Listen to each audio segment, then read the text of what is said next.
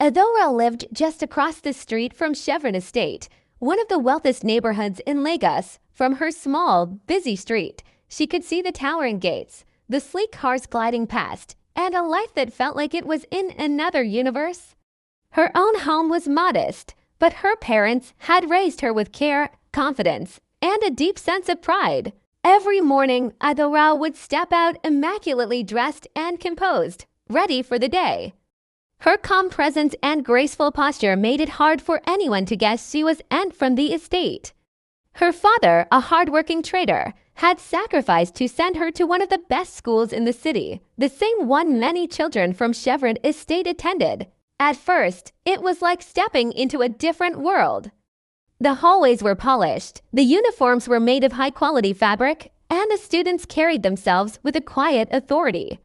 Adora stood out not because she tried, but because she was brilliant, kind, and incredibly perceptive. She answered questions that stumped others, helped classmates without being asked, and carried herself with a quiet dignity that earned her respect.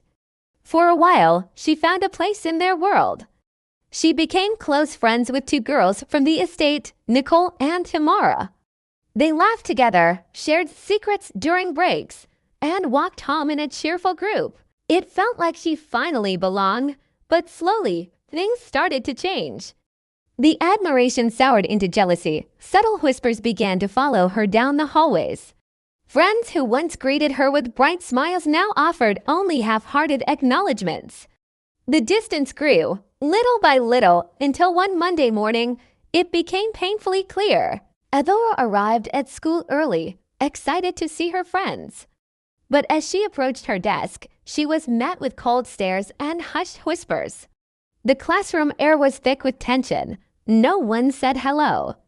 Nicole and Tamara deliberately avoided her gaze. Adora tried to lose herself in her books, but the laughter around her felt pointed, louder than usual. She realized she was no longer one of them. The isolation was a heavy weight on her shoulders. That afternoon, she walked home slowly, clutching her bag tightly, her steps quieter than ever. The vibrant energy she once carried had dimmed.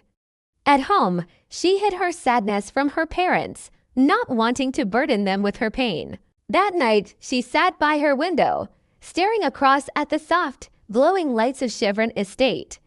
For the first time, a mix of fear and fierce determination settled in her heart. She whispered to herself, "I may live opposite them today, but one day I will rise on my own terms." Her journey had just begun. She didn't know how, but she knew she would never let the world define her. This was not her end, but her beginning. Thanks for watching. Don't forget to like and subscribe for more stories like Adora's.